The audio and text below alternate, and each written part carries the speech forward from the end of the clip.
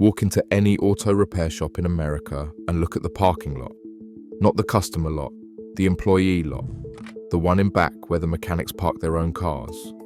You will not see a single BMW, not one Mercedes, no Land Rovers, no Teslas. What you will see is a row of 20-year-old Toyotas with 200,000 miles on the odometer. Maybe a Honda Accord from 2005.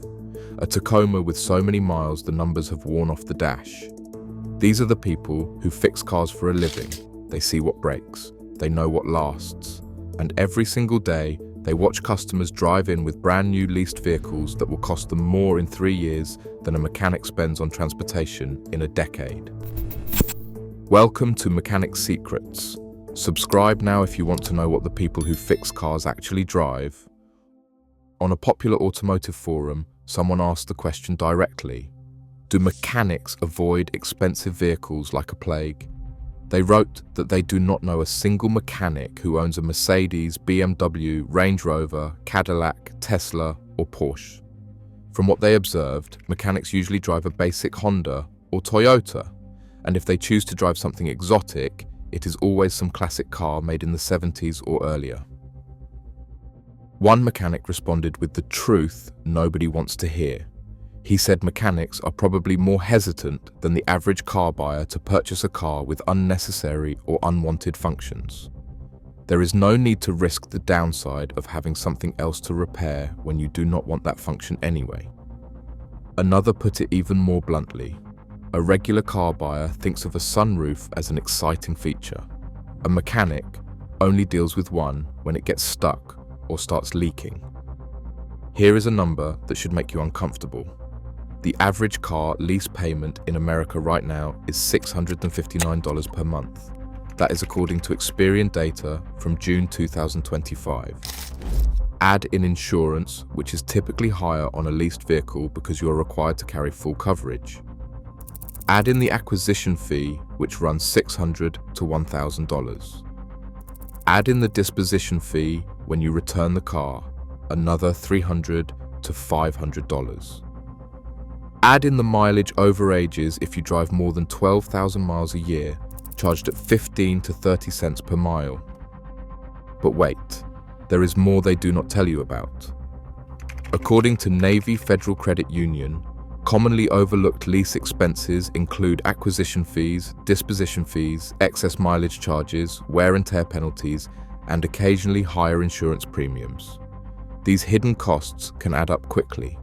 A finance expert at Navy Federal explained that many people focus on the monthly lease payment but overlook additional costs. Let me break down what actually happens at the end of a lease.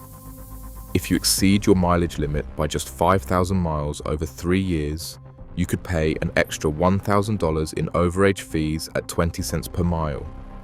If you have a scratch longer than 4 inches, a dent bigger than a quarter, or tires that are too worn, you face excessive wear charges that can run from a few $100s for minor fixes to a few thousand for significant damage.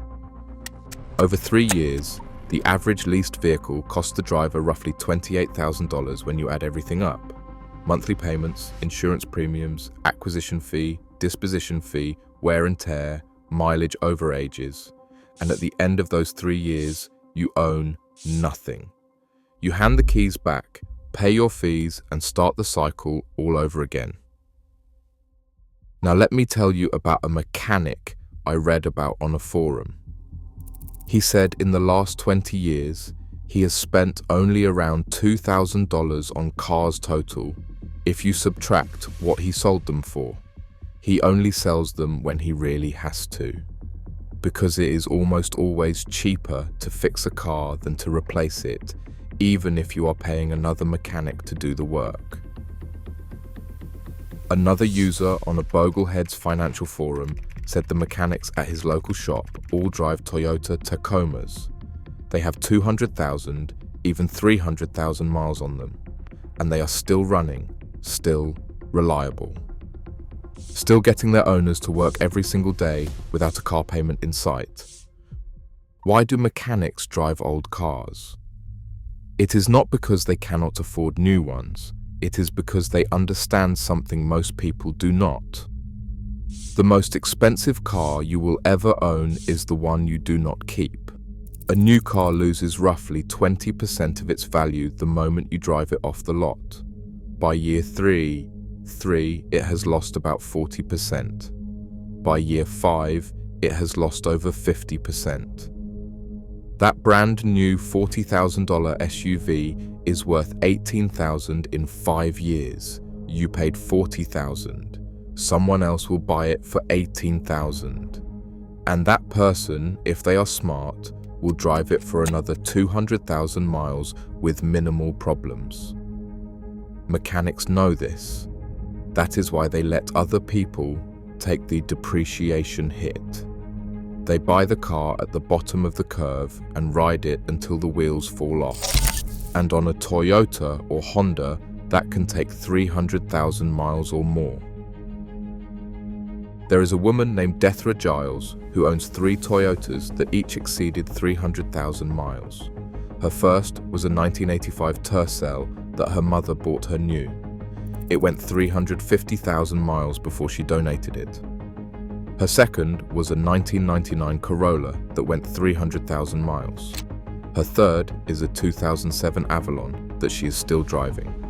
When we last heard from her, the odometer read 496,242 miles. Her secret? Dealer service, oil changes, basic maintenance. That is it. On the Toyota Tundra forum, one owner reported passing 400,000 miles on his 5.7-litre engine, still running well. The only parts he replaced? A fuel pump, starter, and alternator. He runs regular 5W20 oil, no synthetic, no special treatment, just basic maintenance.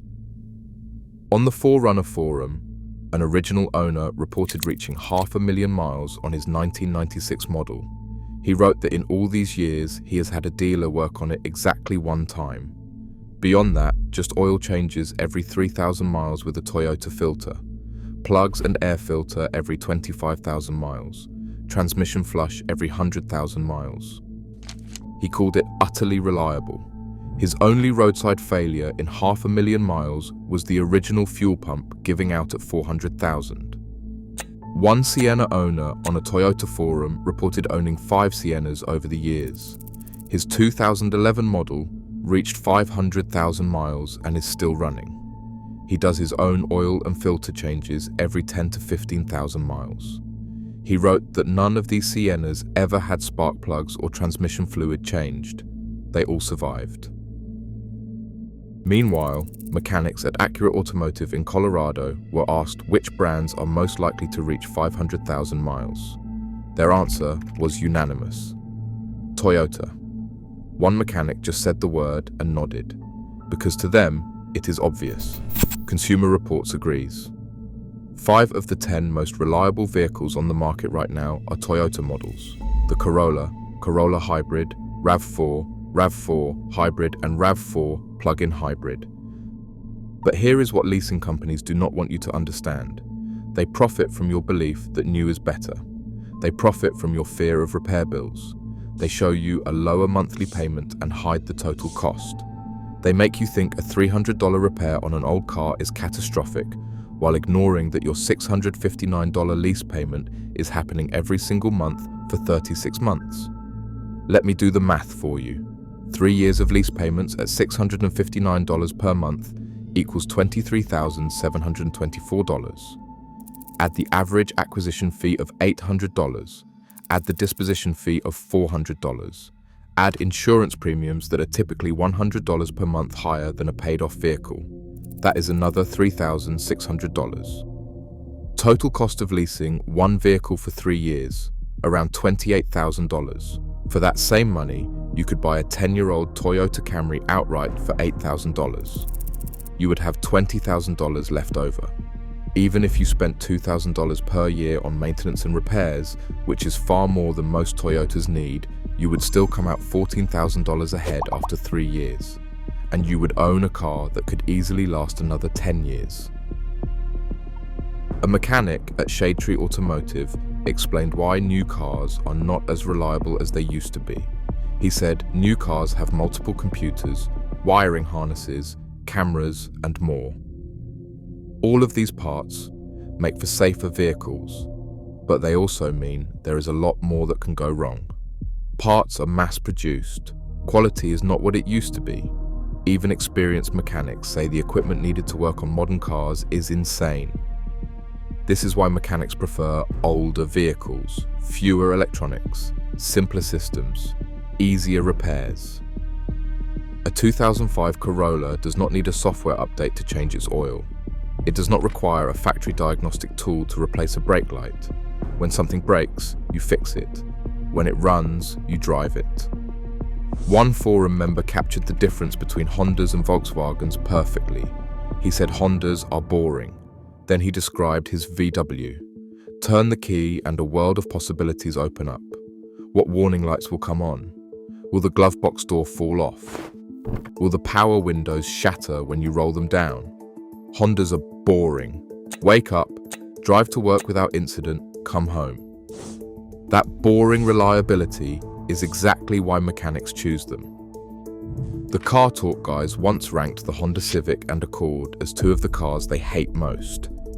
Not because they are bad cars, because they are so good that mechanics barely make any money servicing them. They rarely break, and when they do, the problems are easy to diagnose. So the next time you see a mechanic pulling into work in a faded Camry with peeling clear coat and 200,000 miles on the clock, do not feel sorry for him. Feel sorry for the guy in the parking lot next door, the one making payments on a car he will never own. The one who will hand it back in 3 years and start all over again. The one who will pay wear and tear fees because his kids left a stain on the back seat. Mechanics are not laughing at your lease because they are mean. They are laughing because they see the math. They see what breaks. They know what lasts. And they know that the smartest financial decision you can make is to buy a boring, reliable, paid-off car and drive it until someone begs you to stop. If this changed how you think about cars, subscribe to Mechanic Secrets and hit the notification bell. Every like helps more people escape the lease trap. Share this with someone making payments on a car they will never own. New videos every week.